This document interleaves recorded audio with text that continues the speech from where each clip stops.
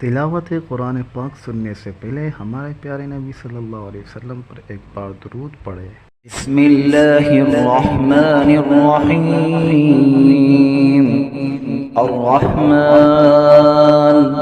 अल्लमल कुरआन खलक़ल इंसान अल्लमहुल बयान। الشمس والقمر بحسبان والنجم والشجر يسجدان والسماء رفعها ووضع الميزان ألا تطغوا في الميزان وأقيموا الوزن بالقسط ولا تخسروا الميزان والأرض وضعها للأنام فيها فاكهة والنخل ذات الأكمام والحب ذو العصف والريحان فبأي آلاء ربكما تكذبان خلق الإنسان من صلصال كالفخار وخلق الجان من مارج من نار فبأي آلاء ربكما تكذبان رب المشرقين ورب المغربين فبأي آلاء ربكما تكذبان مرج البحرين يلتقيان بينهما برزخ لا يبغيان فبأي آلاء ربكما تكذبان يخرج منهما اللؤلؤ والمرجان فبأي آلاء ربكما تكذبان وله الجوار المنشآت في البحر كالأعلام فبأي آلاء ربكما تكذبان كل من عليها فان ويبقى وجه ربك ذو الجلال والإكرام فبأي آلاء ربكما تكذبان يسأله من في السماوات والأرض كل يوم هو في شأن فبأي آلاء ربكما تكذبان سنفرغ لكم أيها الثقلان فبأي آلاء ربكما تكذبان يا معشر الجن والإنس إن استطعتم أن تنفذوا من أقطار السماوات والأرض فانفذوا لا تنفذون إلا بسلطان فبأي آلاء ربكما تكذبان يرسل عليكما شواظ من نار ونحاس فلا تنتصران فبأي آلاء ربكما تكذبان فإذا انشقت السماء فكانت وردة كالدهان فبأي آلاء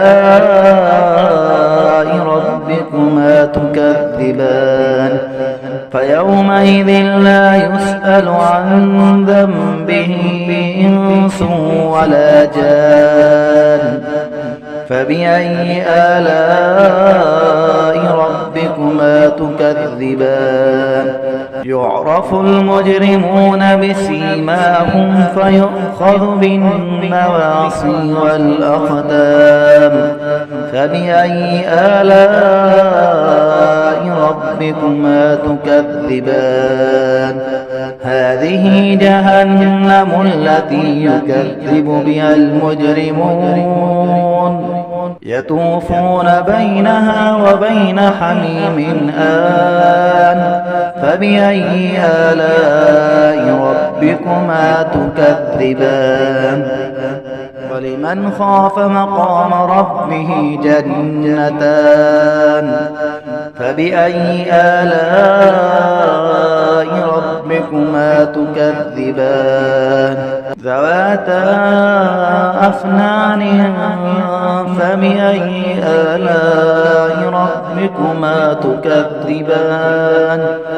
فيهما عينان تجريان فبأي آلاء ربكما تكذبان فيهما من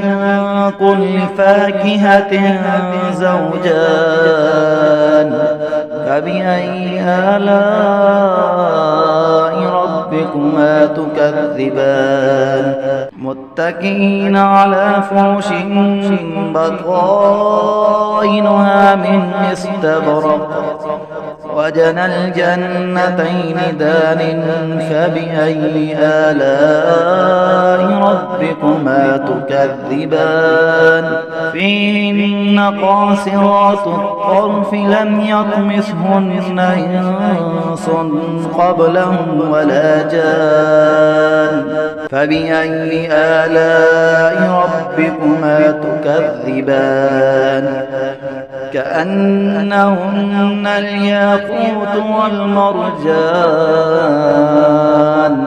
فبأي آلاء ربكما تكذبان هل جزاء الإحسان إلا الإحسان فبأي آلاء ربكما تكذبان ومن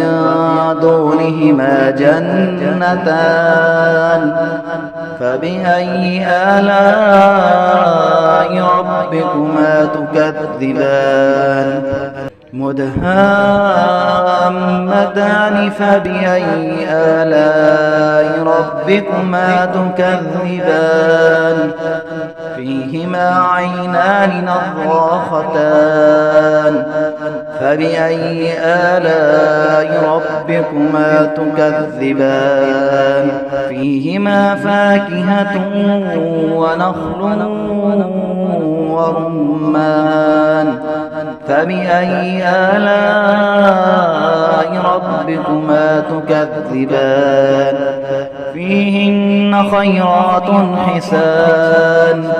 فبأي آلاء ربكما تكذبان حور مقصورات في الخيام فبأي آلاء ربكما تكذبان لم يطمثهن إنس قبلهم ولا جان فبأي آلاء ربكما تكذبان متكئين على رفرف خضر وعبقري حسان فبأي آلاء ربكما تكذبان تبارك اسم ربك ذي الجلال والإكرام